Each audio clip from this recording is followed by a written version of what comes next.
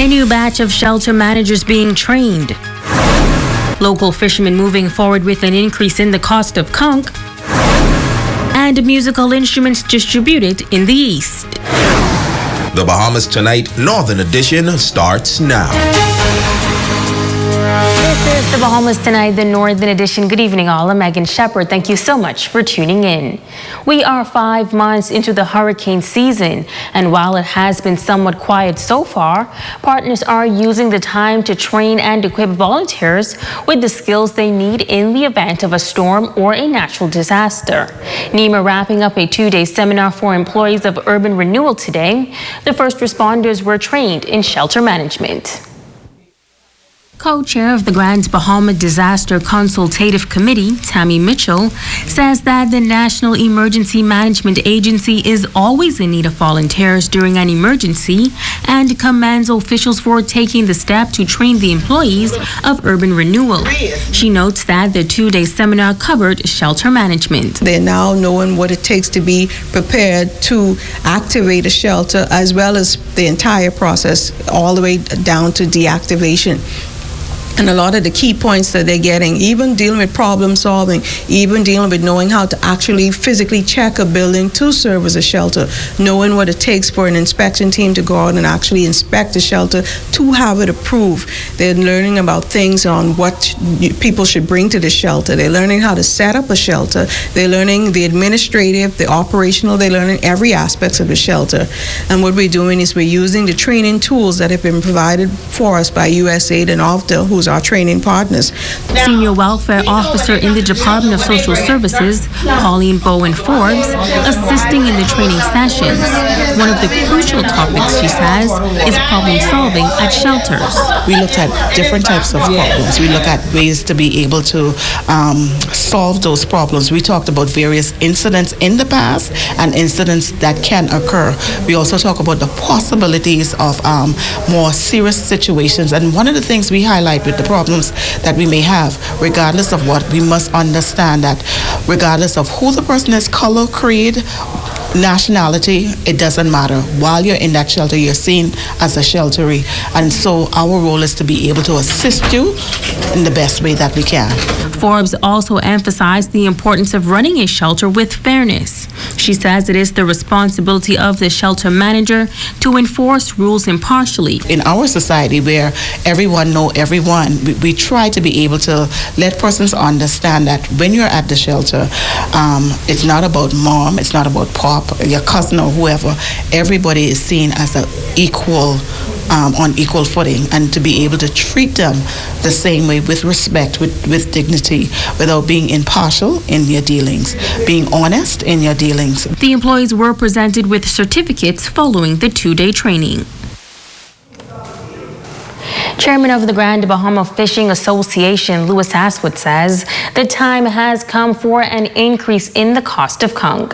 Aswood says that the price of conch has not been risen for many years, and with the rise in the cost of living, he, along with 25 other fishers, made a decision to increase the price of conch from $2.50 to $3.50 apiece.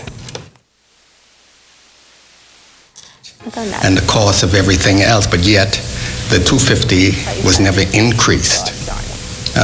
Any well-sensed person can understand, and that is almost impossible for a fisherman or a diver to survive under those conditions financially. As we discussed 50 cents, we discussed 75 cents. And after doing the math on how much you have to pay for gas, how far you have to go to get the conch, and then what you have to do in terms of preparing the conch. It is time-consuming and financially draining. He says everyone has to survive, and some consideration must be given to the fishermen. If you are concerned about your brother and his survival, and then I don't see where anybody can look upon this with some negativity, even though you can't please everybody. But I always tell people, try to put some sense of morality in their decisions when it comes to dealing with their brothers and sisters. We all have to survive. In other news, top police officials on Grand Bahama imparting words of advice to the country's future leaders. The officer in charge of Grand Bahama making a stop at the Jack Hayward High School, sharing the message of goals, dreams, and discipline. Assistant Commissioner of Police Samuel Butler, along with officers of the police force, spending some time with 11th and 12th grade students of the Jack Hayward High School. Grand Bahama's top cop giving the students a pep talk, encouraging them to stay focused as they chase their goals and dreams. For many of you, you're on that journey to the dream. You're on that journey to complete school successfully, with good grades. For many of you, you're on that the dream road to university.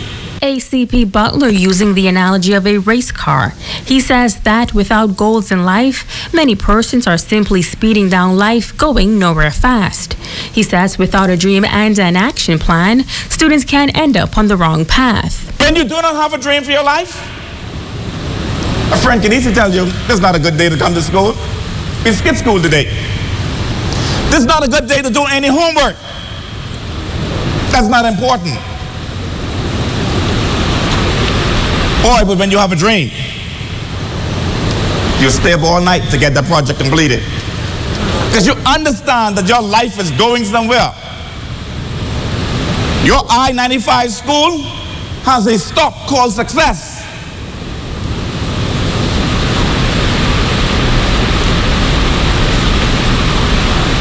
Not Foxville Prison. Not drugs and alcohol. Butler also emphasizing the importance of commitment and discipline. I want you to be committed to your dream. One of the critical things I want you to know, that the dream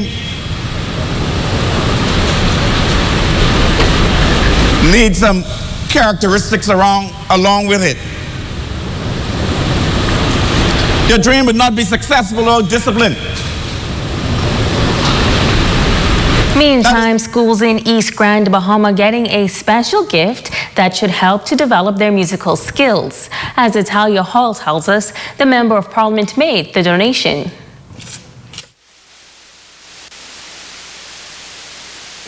The instruments will be distributed to all of the schools located in East End. Deputy Prime Minister and Member of Parliament for East Grand Bahama, the Honorable K. Peter Turnquist, making the $8,000 donation at the East End Primary School. The donation included drums, clarinets, musical books, flutes, keyboards, and much more. During the presentation, students took part in a number of performances. To behold you as my king. The minister was pleased with the level of talent. This is why we're doing what we're doing today, to help these children to realize the gifts that they have, that God has blessed them with, and help them to develop confidence, creativity, and to explore what is possible through music and through other forms of creative expression. The East End MP telling the young people that music can open other opportunities for them. I want to encourage our children to participate, to pick up one of these instruments, and to explore the world of music. And as you explore the world of music, open your minds to the possibilities that this untouched economy can bring to our country and to yourselves. Many students receive scholarships for music. Principal of the institution, Dorothy Lewis, expressing her high level of appreciation. She says the schools in East End have been without instruments for a long time. The children are really talented, and like this is Christmas for us. We are so excited to have this, and the children love to sing, they love to play musical instruments, they had none, and so this is an awesome opportunity, and we so thank Mr. Turnquist for it. Minister Turnquist says next on his agenda for the schools in East Grand Bahama is computer equipment for the Media Lab. Italia Hall, ZNS Network News. You're watching the Bahamas Tonight, the Northern Edition. Stay with us. There's more news right after this break.